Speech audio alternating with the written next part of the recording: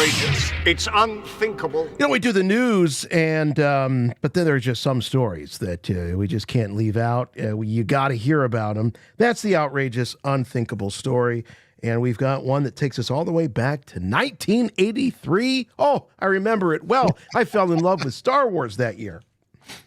We have a Return of the Jedi era unthinkable story. Okay, and it takes us back to when Return of the Jedi hit screens for the first time, May 25th, 1983. And we're going to go to San Diego, California, to the Pacific Sweetwater 6 theaters, which opened the same day that The Return of the Jedi was released, May 25th, 1983. Jedi played on 2 theaters, on 2 screens at this movie theater. Tickets for adults were $4.50, $2.50 for children under 12. The theater was selling a Return of the Jedi souvenir booklet for $3. And if you go looking for the Pacific Sweetwater 6 theaters in San Diego today, you're going to be disappointed because the building is now home to a mega church. So, okay. You know, maybe if you want to go there, pray for Star Wars, you know, the way things have been going with the streaming series and lack of films, we could use the help. So maybe the mega church can provide a little spiritual inspiration for the Star Wars franchise in general. But this is 1983. This is the first day the theater was ever open. And the fans lined up, some even in costume, you know. I don't remember cosplayers back in 1983, but we have a video clip here from CBS Channel 8 in San Diego from 1983. And they'll provide us with a little bit of insight into what the fans were thinking on the day Return of the Jedi was released, and the activity surrounding the theater as they were opened for the very first time, and their gala opening coincided with the release of Return of the Jedi. So let's go to the line to our reporter from CBS Channel 8 in San Diego and see what's going on out there at the Pacific Sweetwater. For the hundreds of people who turned up for the long-awaited premiere, it was a case of getting a lot less than they had paid for. We went in, saw about 45 minutes, maybe an hour's worth of the film, and then it switched to a whole other different reel with it had to be about 45 minutes missing from the movie, and everybody started griping and throwing stuff, and so we all got up and walked out. The problem, it seems, was that reel 4 out of the 8-reel movie was missing. Theater management blamed it on 20th Century Fox, which had promised to have the reel down in time. We knew that when it started, and on their assurance that we'd have it in time, we went ahead with our show, knowing full well that in the event that film didn't get here, we were going to have to give back the money or to give them a chance to come in to see the picture at another date of their choice. Well, choice or not, the crowd was not pleased. It's stupid that we had to go in there and then they don't do nothing about telling us that they skip the whole film part. And that is really rotten. It's amateurish and unprofessional. In the meantime, theater managers were concerned about the next performance of the film. Would 20th Century Fox fail the theater yet a second time? Now we're coming up to the next performance, and I still haven't seen the film. So that's all we can do is wait. Okay, wait a minute. I have questions. First of all, if you went to Central Casting and you said, I need a guy to be the general manager of a movie theater in the early 80s, this is your guy right here. This cat right here on the screen. I worked at a movie theater when I was in college, and this guy bears a striking resemblance to the general manager of the old AMC back in the late 90s. But here's my question. They knew that there was a chance that they weren't going to have reel 4 when they brought those people into the crowd. Whose call was it to just say, just switch to another film? They'll never know. Like, who made the call to switch it out?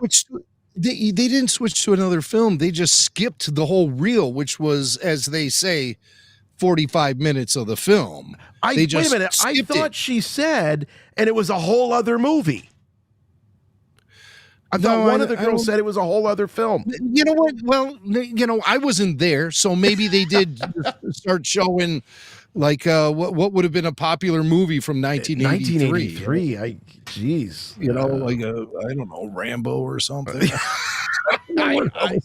I don't know. Popped onto the screen, Maybe but I heard it. Maybe I heard it wrong. But I swear that the one of the girl in the headband that looked like she was just about to go work out with Jane Fonda. Yeah. I swear she said that, like, you know, they switched it out to a different movie. It was another movie. So it was like, anyway, nonetheless. Like Cheech and Chong up in smoke all of a sudden pops up on the screen, you know? Yeah, right. Trading places with Eddie Murphy, you know? Now, what? Good Man, now talk about taking you out of it. Oh, man, that would God. take me out of it. Yeah. So basically, the end. They missed the end. Is the point with this fourth reel? I mean, they really rolled the dice, knowing that they had, I'm assuming, 3 of the 4 reels that made up the film. I'm guessing it sounds like there were 4 reels that made up the complete film. And I think they say in there it's how many reels it was. I and wasn't taking notes. the projectionist, you know, that was a real art. The projectionist, as the one reel would end, they would have to get the other and just feed it into the machine, you know, into the projector perfectly, so that it was a seamless transition from one reel to another. So they know when they let the crowd in that they don't have the end of the movie. Right. Yeah. So it's on a wing and a prayer. Yeah, they're really rolling the dice there in San Diego. So let's fast forward. There's more to this report. Oh, there is. Oh, okay. Yeah. We have resolution. I hope so. I have my fingers crossed for a happy ending. Let's see what happens. Okay. Through the parking lot, under police escort, moments before the second scheduled screening, the arrival of the Jedi. The crowd was now pleased. Great. It was fantastic. Great effects. Loved it. As good as the others? Yeah, I would say better. I mean, it's outrageous. I can't believe it. It had a lot of excitement and humor and anger and happiness and sad. All in all, a rather inauspicious debut for a movie theater which opened its doors just today. Whoa! So it was new day. It's a new day for the movie theater. Yeah. Wow. I just wonder, once they got that 4th reel, which did arrive via police escort to the theater, you know, I mean, the cops had to show up there in case a riot was going to break out, I think.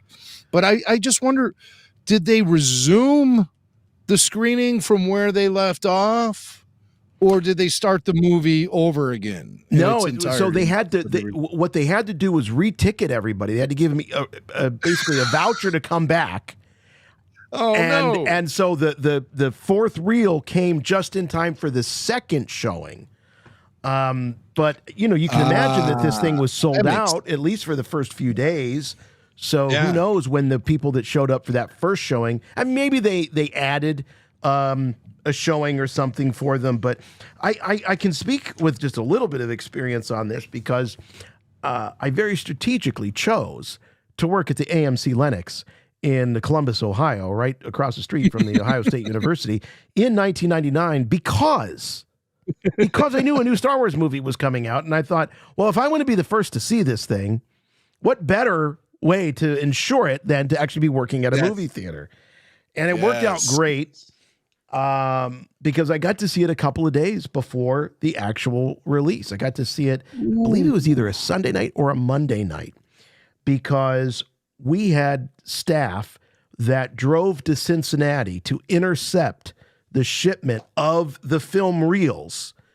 So that's about a two hour drive from Columbus. So we had staff go all the way down. One guy said, "I've got a van. I can do it," because these were huge, big reels. Yeah. And now it's all done digitally and it's sent via satellite and all that. But at the time, these were big reels. And so we had a couple of guys that volunteered to drive the van down, pick up the reels from Cincinnati, because we didn't want to have to wait a couple of days for the courier or whomever to get them. Went down to Cincinnati, got it, and we had an employee sneak. And I know I've mentioned this before on the show over the years, but we're all gathered into the theater. We're watching The Phantom Menace, and it's the moment when Maul lands on Tatooine and he exits the Sith, was the Sith infiltrator, I think they called it. Yeah. That ship, and the film broke. Right at that moment, you hear that sound, and yeah. What? They're yelling at you. I'll fix it in a jiffy. You go running up there with some scotch tape. I'll tell you. But here's what I found out was that these employee sneaks that we called them, employee sneaks, were done for the projectionist largely because it gave the projectionist an opportunity to see if there were any tears or breaks in the film. So regardless whether there were employees there watching it, the projectionist always had to run it all the way through to make sure that the film wasn't going to have a problem with when people actually paid. So those usually became what we called employee sneaks that would happen after the theater closed, late at night. But, I was a kid in college, and so that's when I got to see The Phantom Menace for the first time, was with, the other people that worked at the movie theater. And, oh, man, I was just on cloud nine after that. It settled in, was this exactly what I was expecting it? But I'll tell you what, seeing it, I think we started playing it a little after midnight and getting out of there at like 2:30 in the morning after having worked a shift and all of that. Yeah, I was buzzed, man. I was just... It was so fun to see it that way. And then I saw it several times that summer, and I used to go in and sweep a little early so I could listen to some of the music as the credits would be rolling. I have to clean out the theaters. Do you recall how many times you saw The Phantom Menace in 1999? I do. I saw it 7 times. 7 times. I don't know if I'm proud to say this or ashamed, but I doubled that. I saw it 14 times. Oh, wow. And you didn't even work in a movie theater. Dang. No, I did not. Wow. No, I did not. Wow. Yeah. You had a newborn, right? At that point? Yeah. What'd you say? Honey, I'm just going to run up to the corner here for a bit, and you'd sneak off and watch The Phantom Menace? Is that kind of how you coped with the pressures of being a new dad? It must have been. I remember. I mean, my first son was born like 4 days after the film had come out. And I remember, after all the excitement at the hospital and everyone got home, and here we are with kid and crib. I couldn't stop thinking about, when am I going to get back to the theater? I mean, This is exciting times, but I got a new Star Wars film. I remember early in 1999, a pregnant Wendy Snyder said to me, "Oh my God, can you believe it's happening this year? I'm so excited." I'm like, "Yeah, I can't wait, man. I'm going to be the first in line." She goes, "What do you think I'm talking about?" Star Wars? She goes, "No, I'm talking about parenthood, you thick idiot. What are you, thick-skulled moron?" I was like, I thought you were talking about Star Wars. I'm on board with the baby thing, but Star Wars. Dude, only you would somehow manage for the stars to align to where, one of the most important milestones of your life would coincide with your son being born. I mean, I thought you were saying that one of the most important milestones of my life was being interrupted by the birth of my child. I thought that's what you were trying to say. Right. Oh, okay. Yes. From a certain point of view. Yeah. A certain point of view?